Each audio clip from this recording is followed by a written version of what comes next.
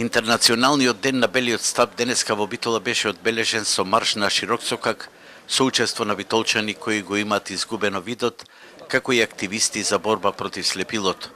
Дори и белиот стап, кој што е основно помагало за движење на слепите во целиот свет, не е доволно, бидејќи кај нас битолчани поради овој хендикеп се соочуваат со повеќе бариери. Со белото стапче сега се движиме подобро малце, затоа што нашите улици, сокаци, се подобрени. Али се уште сакат бариерите да се отклонат. Осеќаме, например, на тротоарот, не можеме да поминеме, се високи тротоарите во Битола, нарочито се малце повисоки. Од Сдруженијето на слепи лица во Битола се залагаат за вработување преку заштитни работилници и целосно интегрирање на овие лица во заедницата.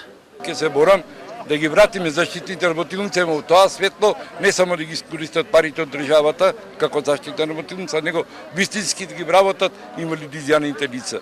Сега во тек е скрининг програма за превентивна заштита од слепило на најмладата популација.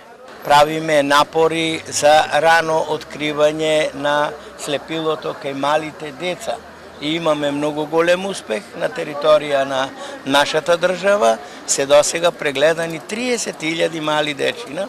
Во Битола во моментов има 220 слепи лица, од кои 120 се целосно слепи, а овој хендикеп се повеќе зафаќа и помладата популација.